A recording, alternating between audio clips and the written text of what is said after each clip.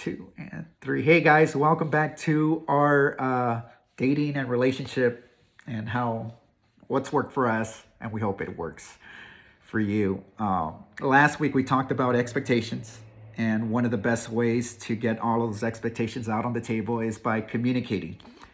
And what we want to do today is talk about communication because that's the one thing you hear over and over again that relationships work if there's great communicating, but we don't always know how to communicate. Yeah, it's maybe the way you grew up communicating worked well with your brothers and sisters, but it's a whole different ball game when you're dating or you're married.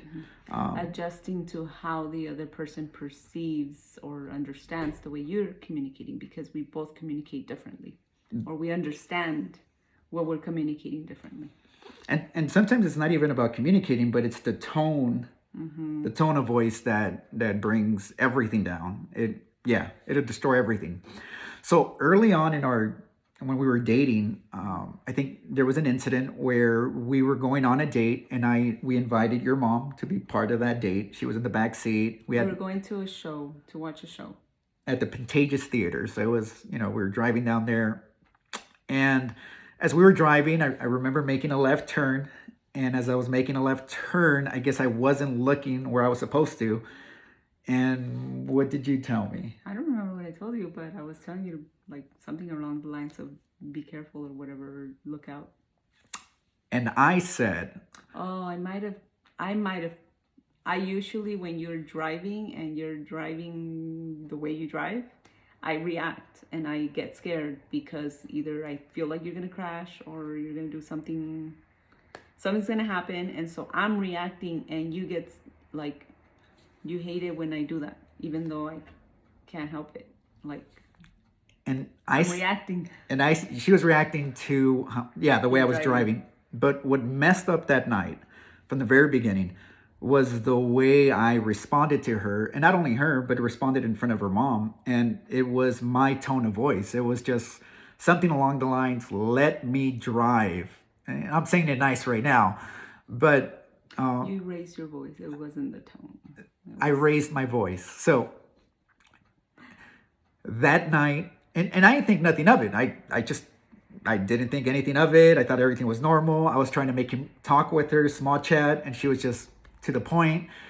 I don't even think he sat next to me there. Like, it was just weird. And throughout the whole night, I had no idea what was going on. I had no idea what happened. I silent treatment the rest of the night. Yeah, she gave me silent treatment all the way back home. We drove all the way back to Norwalk, and we were like, what's going on? What's happening?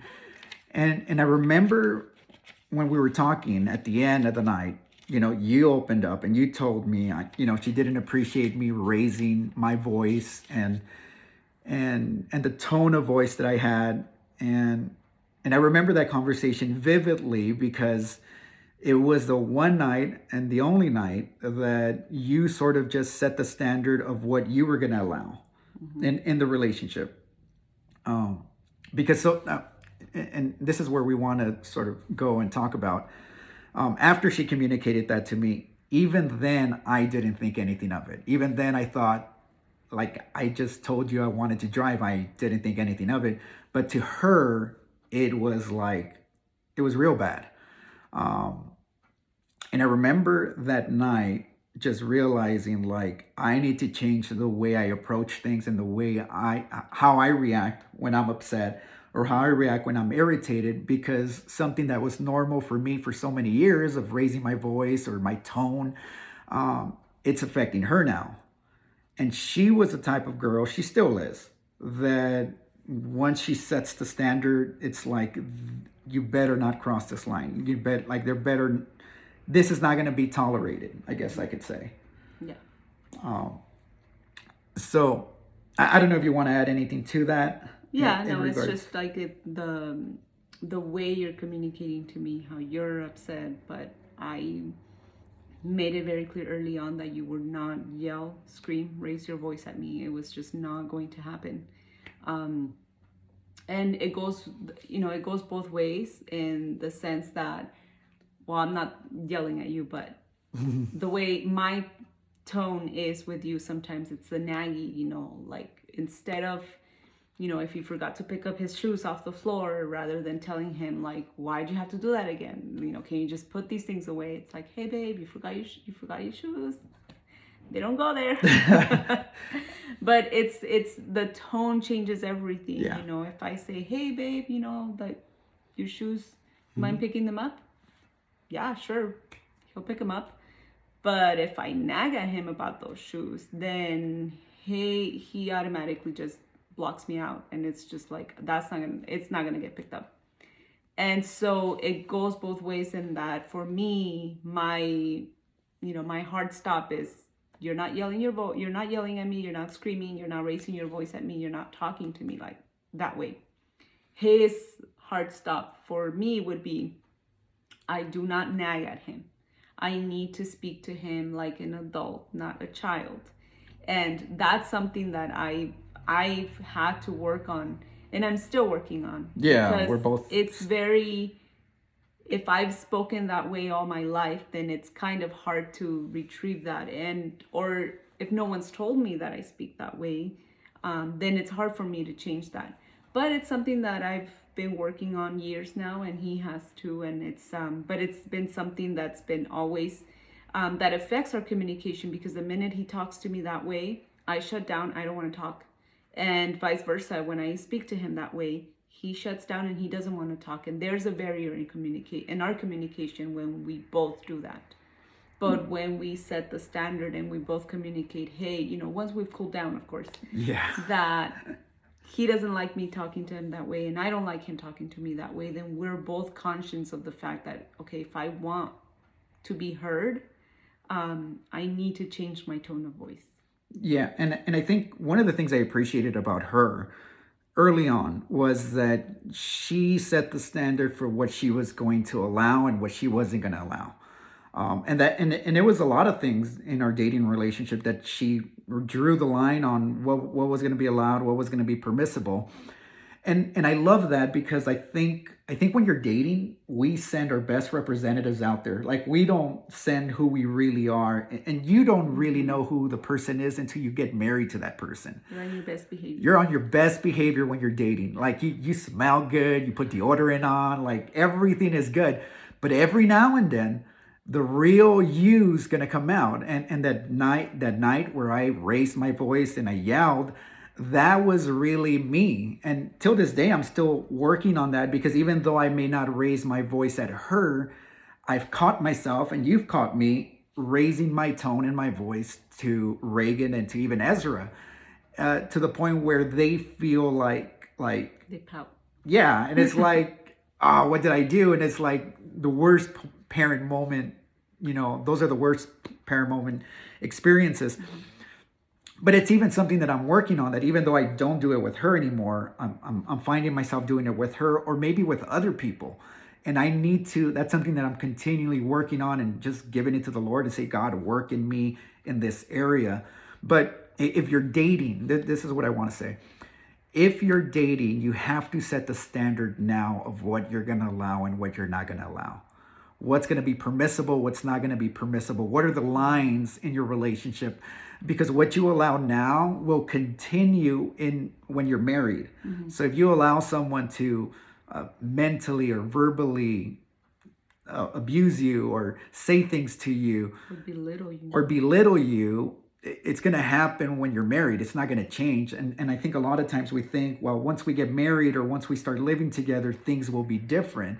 Mm-hmm. And in reality, it just exposes who that person is. You come to realize who that person is. Mm-hmm. So one of the ways that's helped us is changing our tone and changing the way we communicate with each other, and finding different ways to communicate. If nagging hasn't been working, then she finds different ways to find out, how can I ask the same thing but get a different result? Mm-hmm. A different response from you. Another big thing on communication also is being wise on the time in which you communicate.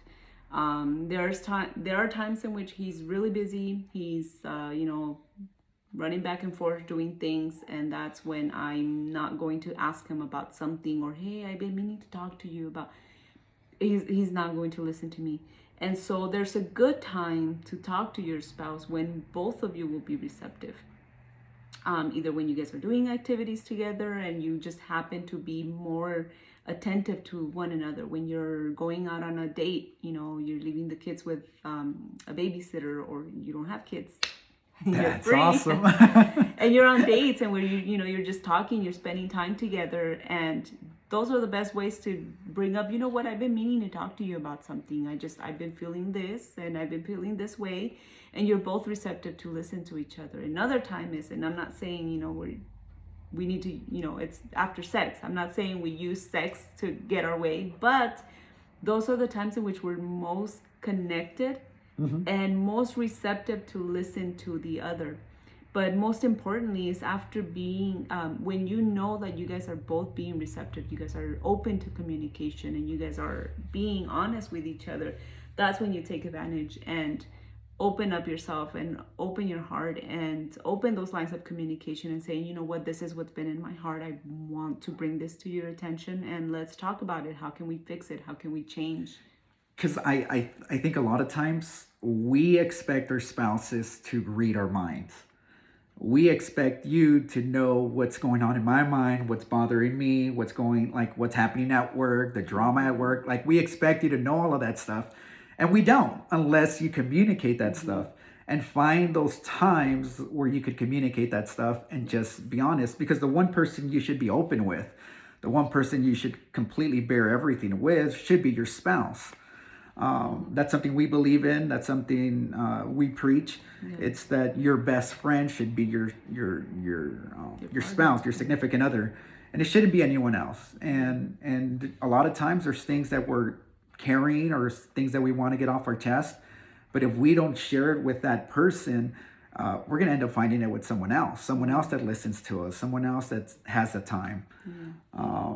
But yeah, it's finding that time. For us, it's after sex. We tend to be the most open and have great conversations after that. The most chatty. We're the most chatty after that. And have more sex if you want to communicate better. Maybe that's one of the tips tonight, if you're married. So another point we wanted to, before we finish this video, is just to be considerate to the other. Yes.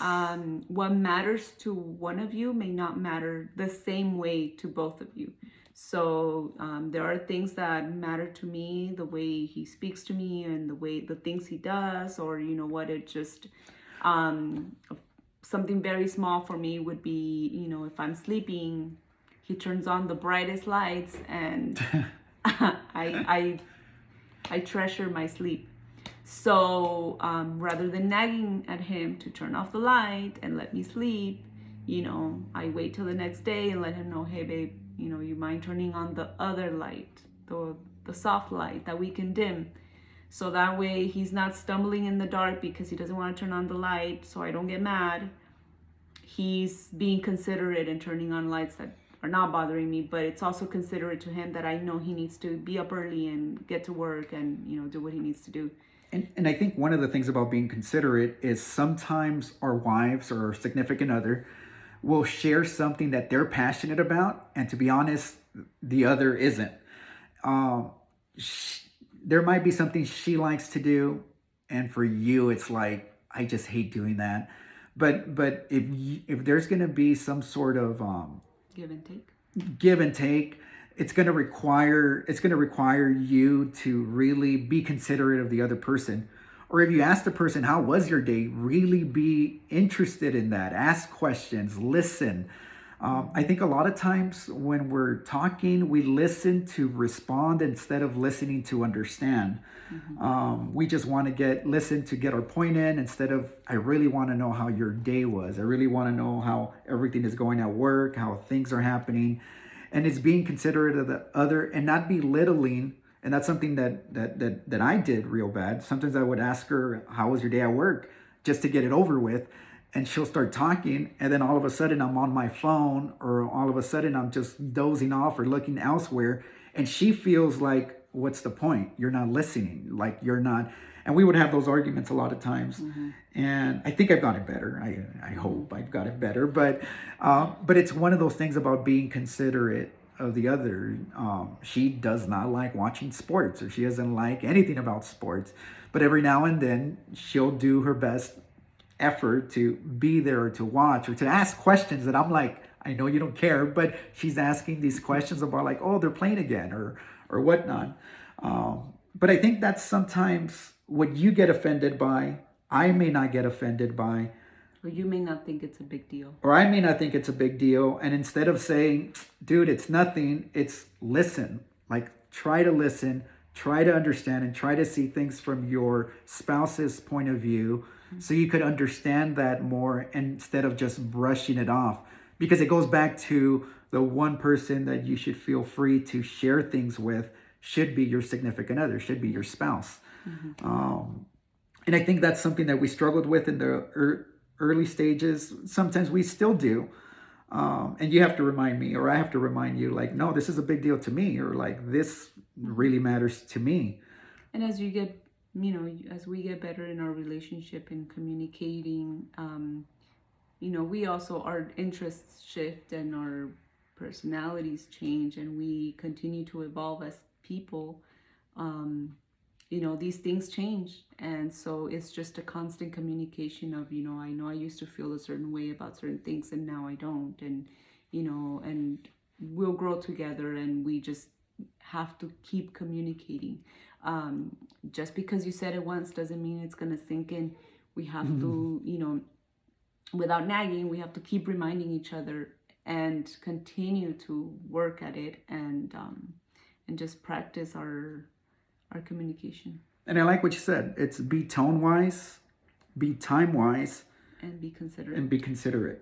So be tone wise in the way you communicate, be time wise in when you want to communicate those big issues and talk about those things that have been sort of just lingering in your marriage, and don't let it linger so much. It's like, if there's an issue in your marriage, bring it to the table, talk about it, hash it out, and be considerate. Like, what may bother her, for you, it may seem like no big deal, but our job is to listen, it's to lean in, it's to really understand.